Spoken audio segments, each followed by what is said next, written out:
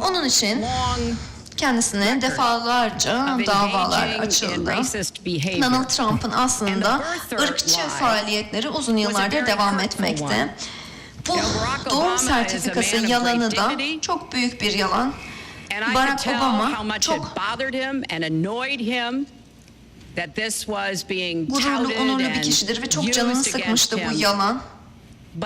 Bu yalan ona karşı kullanıldı. Bunu kişisel olarak biliyorum. Michelle Obama çok harika bir konuşma yapmıştı ulusal toplantımızda.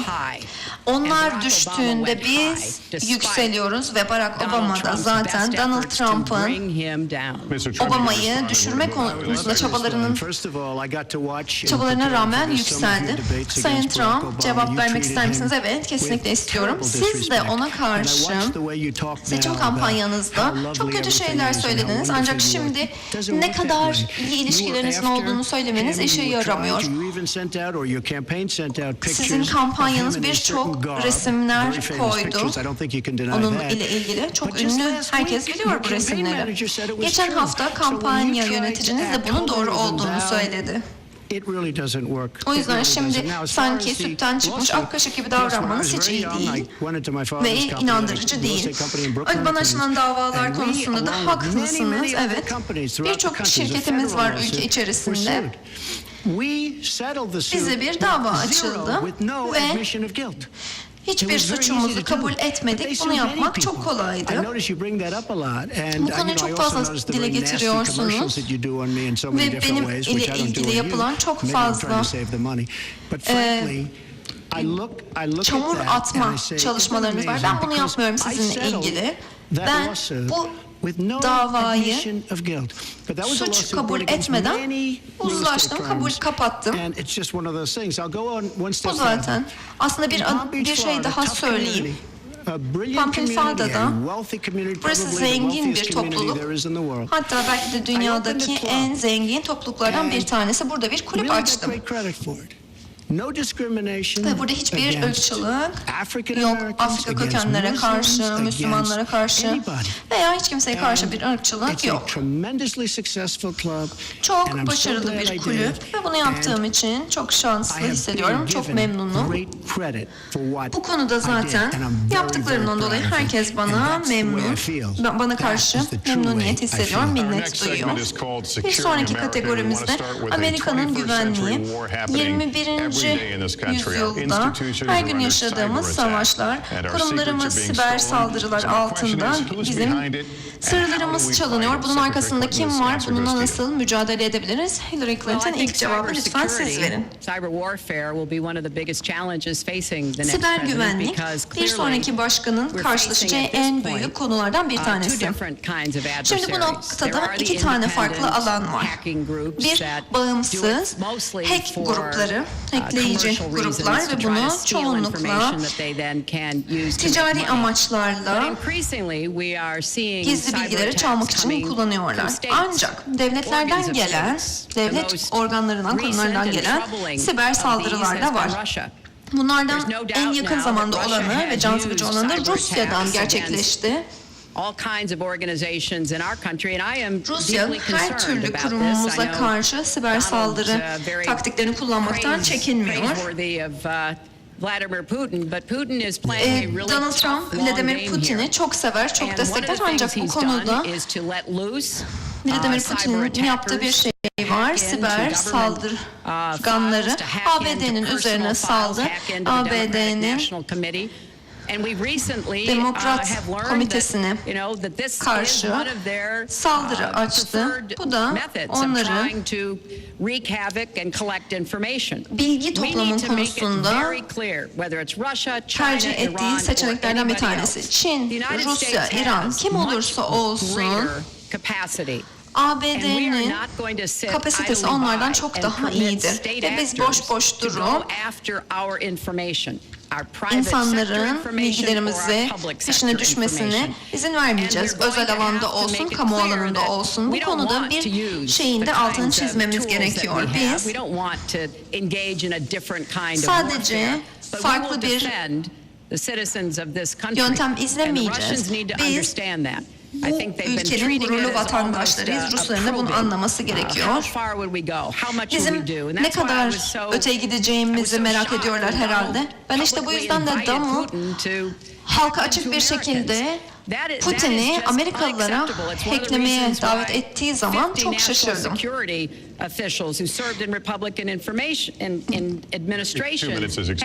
Cumhuriyetçi birçok kişi zaten aslında Donald'ın liderlik vasfını taşımadığını gösteriyor. Zaten aslında Sayın Donald Trump'ın da söylediği bu sözler bunun altını çiziyor ve çok iyi kanıtlıyor. 2 dakikanız var. 200 kadar general ve askeri üst kökenli statü sahibi kişi beni destekliyor. Bu konuda çok amiral beni destekliyor. Bu konuda gurur duyuyorum. ICE de beni kabul etti. Sınır koruyucular beni kabul etti. Ben amirallerin sözlerini kabul edeceğim. Geçtiğimiz 10 yıldır bilgileriyle elinden geleni yapmışlardır ancak yine de buna rağmen ülkemiz çok büyük bir karmaşa içerisinde. Hillary Clinton'ın söylediğine bir kısım olarak katılıyorum. Bizim bütün dünyadan daha iyi bir durumda olmamız gerekiyor. Belki de Rusya değil de bizim bu siber saldırıları yürüten Çin de olabilir, başka kişiler de olabilir. Yani yatağının üstünde laptopunda çalışan herhangi bir kişi olabilir. DNC'ye kim hackledi bilmiyoruz. Bernie Sanders sizin kişileriniz, Debbie Wasserman Schultz ondan faydalandı. Bernie Sanders kullanıldı. Bunu Rusya mı yaptı? Çin mi yaptı? Başka bir ülke yaptı bilmiyoruz. Çünkü işin doğrusu şu. Obama idaresi altında eskiden kontrol sahibi olduğumuz şeylerin de kontrolü elimizden gitti.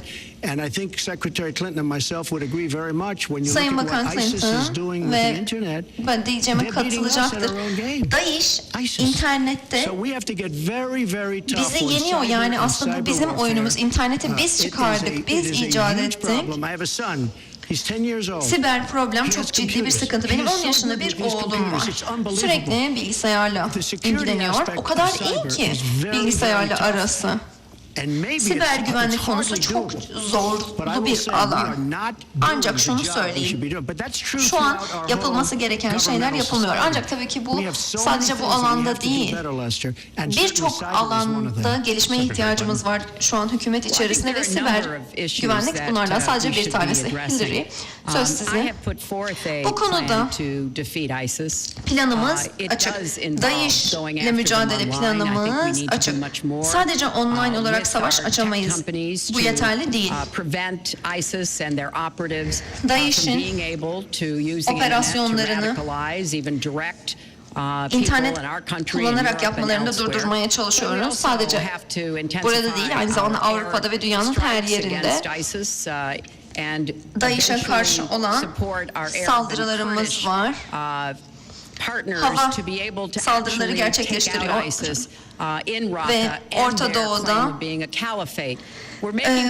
Rakka'da destek verdiğimiz gruplar var. Onlar da DAEŞ'i eninde sonunda yenecektir ve biz bu çalışmalarla umuyoruz ki bir yıl içerisinde DAEŞ'in Irak'tan çıkmasını sağlayacağız ve bu şekilde Suriye'ye tutmuş olacağız. Ancak tabii bazı hakikaten farkında olmamız lazım. Dış para destekleri ile, silah destekleri ile DAEŞ'e katılan yabancı savaşçılar durumu da var. İşte bu yüzden liderliğin çok ciddi bir şekilde yürütülmesi gerekiyor. Devlet Bakanı iken Bin Laden'in yakalanması konusunda önemli bir rol aldım. DAEŞ'le mücadele konusunda elimizden gelenin en iyisini yapmaya çalışıyoruz ve online alana da taşıyoruz bunu ve taşımamız gerektiğini de düşünüyoruz.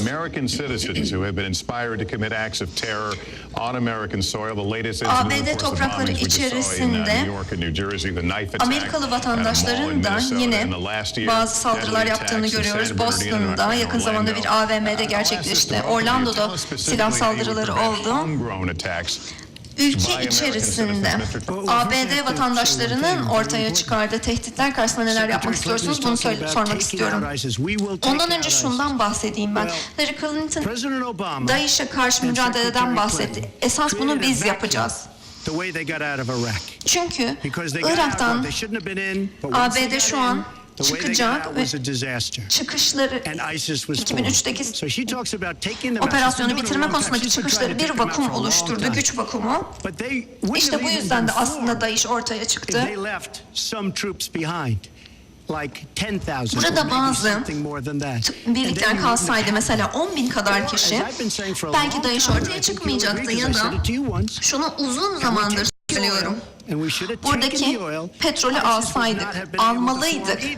DAEŞ yine ortaya çıkamazdı. Çünkü petrol onların birinci gelir seçeneği. Burada çok fazla petrol çıkarı var. Libya'da da sıkıntı yine aynı şekildeydi. Umuyorum şu an seçmenler hemen hakikat kontrol listesini açıp bakıyorlardır. Donald, Irak'ın işgalini destekledi. Bu da zaten tekrar kanıtlandı. Yanlış söylüyorsunuz.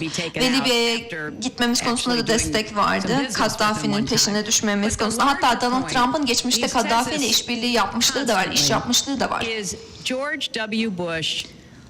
Size şunu söyleyeyim. George W. Bush, Amerika birliklerini ne zaman ABD'yi terk edeceği ile ilgili kararı alan kişidir. Barack Obama bu değildir. Burada eğer birlikler kalsaydı Irak ordusu birliğimizin korunmasını sağlamayacaktı. Bunu kabul etmelisiniz. Ben de size şunu söyleyeyim. ABD içerisinde neler yapacağız? Tehditleri nasıl önleyeceğiz? Halkımızı nasıl koruyacağız? Çok önemli bir soru. Burada bir istihbarat araştırması çok önemli. Her türlü bilginin ele alındığı. Ben New York'ta, New Jersey'de, Minnesota'daki kolluk kuvvetlerine çok minnet duyuyorum çünkü Rahmi tarafından gerçekleştiren saldırıları çok profesyonel bir şekilde karşılık verdiler ve hala hayattayken yakalandı. İşte bu yüzden de Avrupa'dan, Orta Doğu'dan alabileceğimiz her türlü istihbaratı almalıyız. İşte bu da müttefiklerimizle daha yakın bir şekilde çalışmamız gereken bir alan. Donald bu konuyu çok ihmal ediyor. Biz tüm dünyanın tarihi içerisinde en uzun süredir NATO ile işbirliği yapan ülkeyiz ve Orta Doğu'da birçok dostumuz var. Müslüman çoğunluğu olan ülkeler. Donald Trump ise ABD'deki ve dünyadaki bütün Müslümanlara sürekli hakaret eden bir şahıs. Ancak bu kişiler, bu cephenin ön yerinde alan kişiler, bizim erişemeyeceğimiz bilgilere erişebilecek kişiler. İşte bu yüzden de bu topluluklardaki kolluk kuvvetleriyle işbirliği yapmalıyız, omuz omuza çalışmalıyız. Donald Trump gibi onlara saygısızlık yapmamalıyız. Buna cevap vermek istiyorum. Sayın Hillary Clinton, onlarla birlikte çalışmamız gerektiğini söylüyor. Yıllardır onlarla birlikte çalışıyoruz ve Orta Doğu'ya bakın, karmaşa düzeldi mi? Sizin idareniz altında oldu bunlar. Ancak Orta Doğu'ya bakın, İran anlaşmasını da siz yaptınız. Bu kadar korkunç bir durum altındaydı. Yaptırımlar altında boğuluyorlar. Ancak siz yaptırımların kaldırılması konusunda bir anlaşma yaptınız. NATO'ya bakınız. NATO konusunda ne düşünüyorsunuz dediğinizde ben şunu söylüyorum. Benim iş adamı olduğumu anlamalılar. Ancak sağduyu da lazım. Ben NATO konusunda çok düşündüm. Özellikle iki konuda. NATO'nun 28 ülkesi adil görevlerini yerine getiriyorlar, katkılarını veriyorlar. Ancak bir başka husus var. Anlaşma var. Anlaşmaya göre herkes kendi katkısını yapmalı. Ancak NATO'nun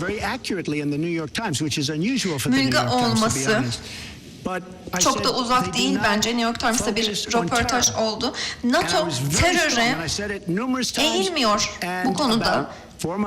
Çok ciddiyim ve ısrar ediyorum. Wall Street'te bir röportajım oldu.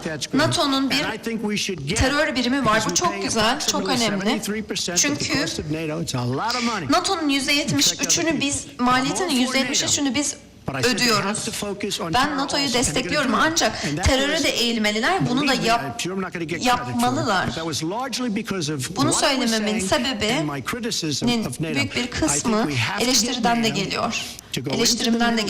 NATO, Orta Doğu'ya bizimle girmeli ve çevresindeki alanlara da gitmeli ve DAEŞ'in hakkını vermeliyiz. Bunu hemen yapmalıyız, çok hızlı yapmalıyız.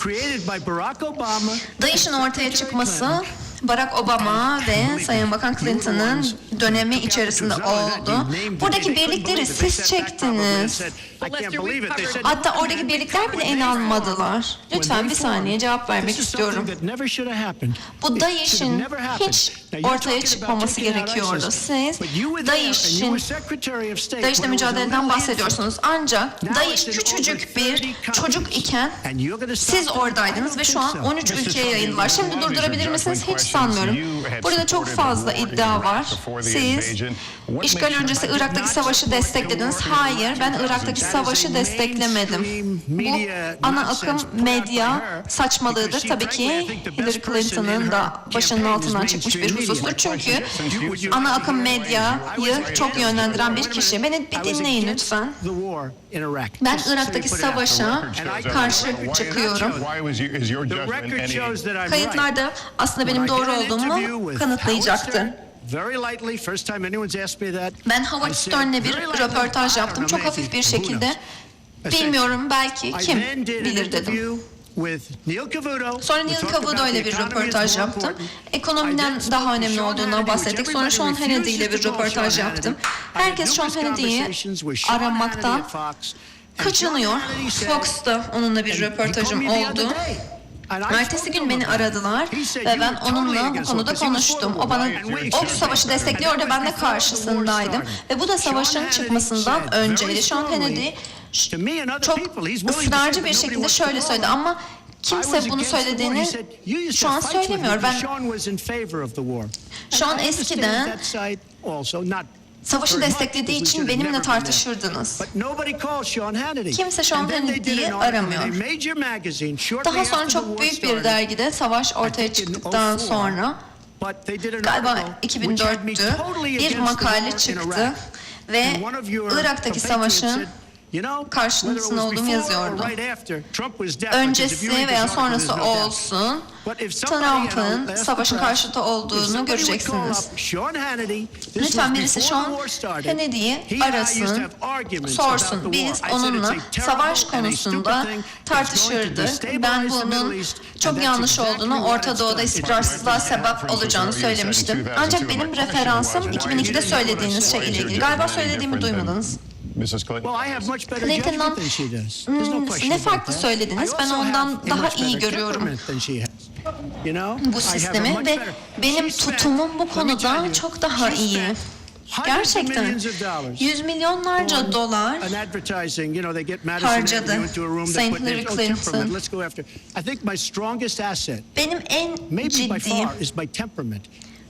en iyi mizacım aslında nasıl kazanılacağını bilmem. Mavi bir perdenin arkasında kiminle konuşuyordunuz bilmiyorum Sayın Hillary Clinton, ancak kontrolden çıktınız. Ben de dedim ki vay, mizaçla ilgili bir sıkıntı olan kişi olduğunu düşündüm.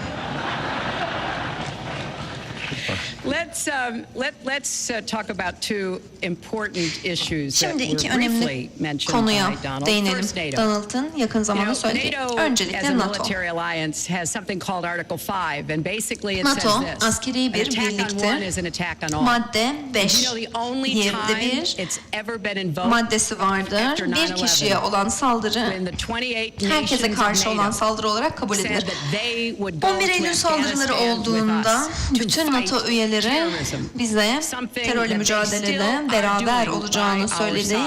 Ve zaten bu 28 NATO üyesi ülke hala daha bu konuda yanımızda. İran konusuna gelelim. Ben devlet bakanı olduğum zaman İran'da bomba yapılabilecek kadar nükleer maddeler vardı. Nükleer yakıt çevrimini konusunda uzman olmuşlardı. Santrifüjler çalışıyordu. Ve ben senatodayken her türlü yaptırımı destekledim onlara karşı. Ama bu yeterli değildi. İşte bu yüzden de bir yıl boyunca Rusya ve Çin'in içerisinde olduğu bir koalisyonu destekledim. Böylece İran'a yapılabilecek en büyük yaptırımlar yapıldı ve biz bu müzakere masasında tartışmayı yönlendiren taraftık ve Sayın Başkan Obama İran'ın nükleer programına hiçbir silah atışı olmadan kapattı, kapanmasını sağladı. Buna koalisyon deniyor, buna diplomasi deniyor. İşte bir gemide İranlı gemiciler varmış, Amerikalı gemicileri rahatsız ediyorlarmış. Trump dedi ki bizim gemicilerimize zarar verecek olsaydı ben onlara silah sıkardım ve bu da yeni bir savaş çıkartırdı. Yani aslında genel komutan olmanın gerektirdiği mizaç bu değildir. Yani aslında esas mizaç sorunu olan kişi Trump'tır. Bu doğru bir koz değildir. Japonya, Güney Kore, hatta Suudi Arabistan, bütün demokratlar ve cumhuriyetçilerin politikası şudur. Biz nükleer silahlanma konusunda hepimiz karşı bir şekilde çalışıyoruz. Uzak doğuda olursa olsa ne olur diyor Trump.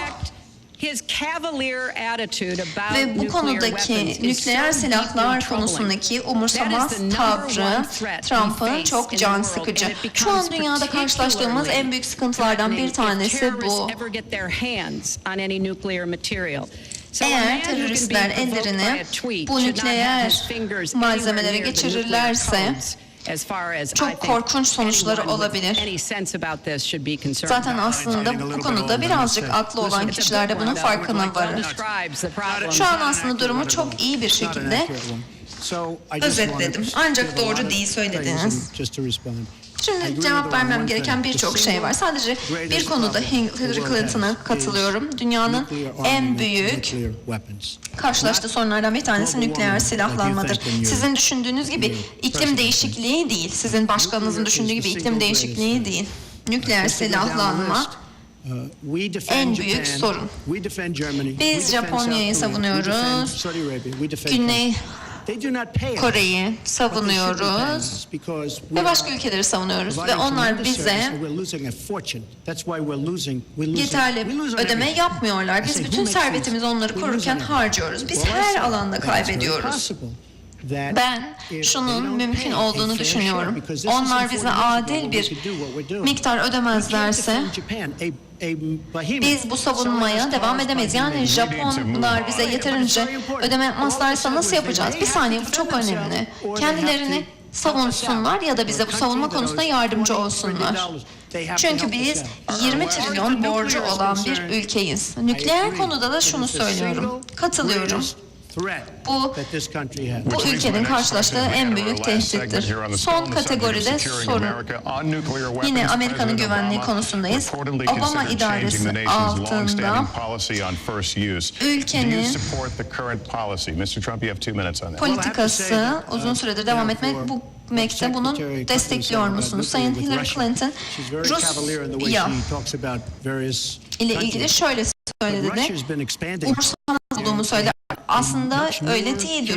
Rusya yeteneklerini, yapabileceklerini geliştirdi. Biz ise güncellemiyoruz. B-52'leri gördüm. O kadar eskiler ki sizin dedeniz bile uçurabilirdi bu B-52 uçaklarını.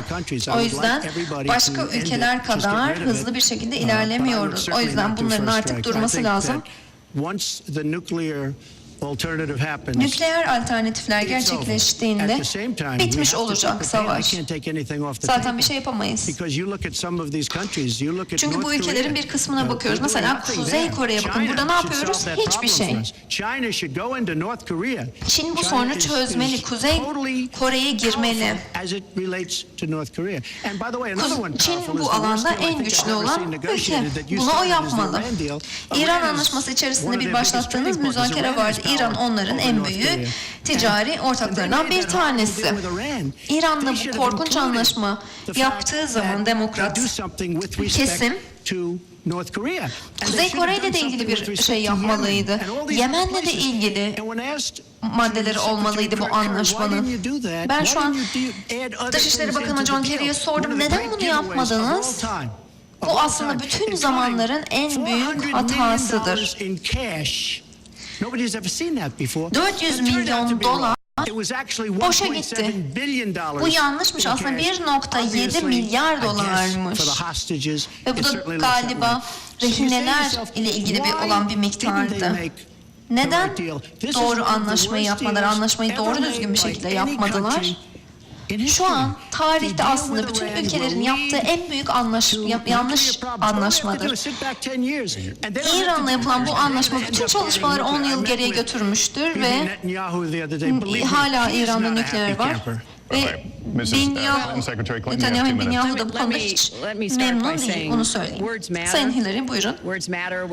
Cümleler çok önemli, sözler çok önemli. Tabii ki eğer başkan olmak istiyorsanız ve başkan olduğunuz zaman söylenen şeyler çok önemli. Ben şu an Japonya'daki, Güney Kore'deki ve diğer bütün müttefiklerimizin rahat olmasını istiyorum. Bizim ortak savunma anlaşmalarımız var. Bu anlaşmalara uyacağız. Çünkü Amerika'nın sözü geçerlidir, geçer akçedir. Bu konuda birçok küresel liderin kaygısı var. Ben onlarla görüştüm zaten. Kendi adıma ve hatta Amerika halkının çoğu adına şunu söylüyorum. Amerika'nın sözü geçer akçedir. Bunun yanı sıra şuna da bakmak lazım. Bütün küresel duruma bakalım. Şu konuda hiçbir kaygımız yok. Sadece İran'la sorunumuz yok. Ancak ben diğer ülkelerin de nükleer programlarının kapağının kapatmalarını isterdim. Donald Trump ne yapardı? Savaş mı açardı? İran'ı bombalar mıydı? Çok başarılı olan bir anlaşmayı eleştirecekse Donald Trump bir kere daha düşünmeli. Biz daha önce erişmediğimiz tesislere erişiyoruz. Kendisini bu anlaşmayı hiç beğenmiyorsa bize alternatifini söylemeli. Daha işten bahsediyor. Onlarla mücadele edeceğim, onları bitireceğim diyor da aslında sırrı yok, bir planı yok. O yüzden açıklamıyor. İşte bu yüzden de bizim başkanlık seçimlerimizi takip eden seçmenler neler yapacağımızı çok iyi bir şekilde biliyorlar. Biz onları hüsrana uğratmayacağız. Kendi değerlerimizle ve gücümüzle liderlik vasfımızı yerine getireceğiz. Ben hem bu ülke içerisinde hem de tüm dünyada karar alma konusunda insanların güvenebileceği bir liderdim. Barışın liderim.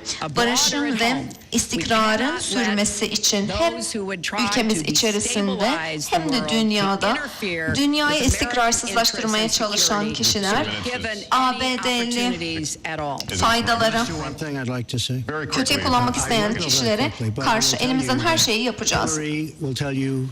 Size şunu söyleyeyim, Hillary diyecek ki size benim internet siteme girin, DAEŞ'e karşı mücadelemizle ilgili bilgileri okuyun. Ancak hiçbir şey yapamadınız ve şu an onları durdurmak da daha zor. Çünkü daha fazla yerdeler, daha fazla ülkeye sızdılar ve Japonya ile ilgili şunu söylemek istiyorum. Biz bütün müttefiklerimize yardımcı olmak istiyoruz.